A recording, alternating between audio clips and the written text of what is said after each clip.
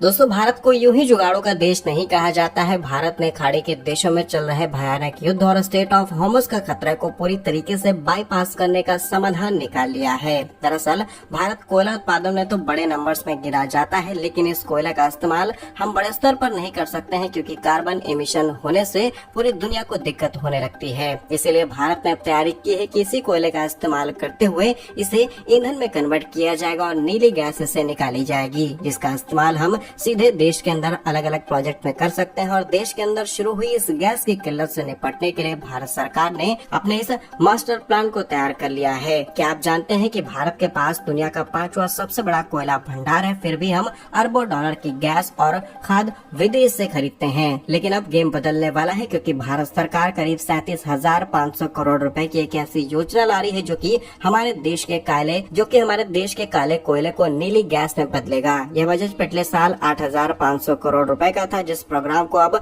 4 गुना ज्यादा कीमत के साथ बढ़ाया गया है। आइए इस पूरी रिपोर्ट की डिटेल्स आपको बताते हैं। यदि आपको वीडियो पसंद आए तो इसे लाइक और सब्सक्राइब जरूर से जरूर कीजिएगा। सरल शब्दों में कहें तो कोल गैसिफिकेशन कोयले को सीधा जलाने के बजाय उसे उच्च तापमान और दबाव पर उसे गिन गैस में बदलने की प्रक्रिया है। आंकड़ों की बात की जाए तो भारत के पास करीब 401 बिलियन टन विशाल कोयले का भंडार है और सरकार का लक्ष्य है कि 2030 तक 100 मिलियन टन कोयले को गैसिफिकेशन के लक्ष्य के साथ आगे बढ़ाया जाएगा। अब इससे फायदा क्या होगा? दरअसल इसे ध्यान से सुनिएगा।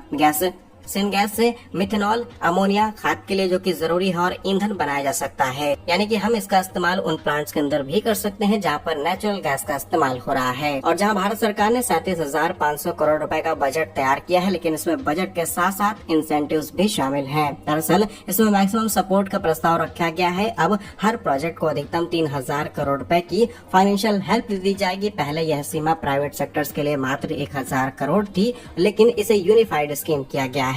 इस बार सरकार ने पब्लिक और प्राइवेट सेक्टर के बीच भेदभाव को खत्म करने के लिए एक यूनिफाइड स्कीम बनाई है, ताकि रिलायंस, अडानी, कोल इंडिया जैसी कंपनियों के साथ मिलकर के वो सभी देश के रीजनल और लोकल कंपनीज काम कर पाए। अब बात आपको बताते हैं कि एलएनजी और यूरिया आयात पर भारत को क्या नुकसान उठाना पड़ता है। भारत वर्तमान में अपनी गैस जरूरतों का 50% हिस्सा और यूरिया का एक बड़ा हिस्सा इम्पोर्ट करके पूरा करता है। बचत की बात की जाए तो कोल गैसिफिकेशन से बनने वाली गिन गैस आयातित नेचुरल गैस के मुकाबले 20 गुना ज्यादा सस्ती हो सकती है और विदेशी मुद्रा भंडार इससे बचेगा।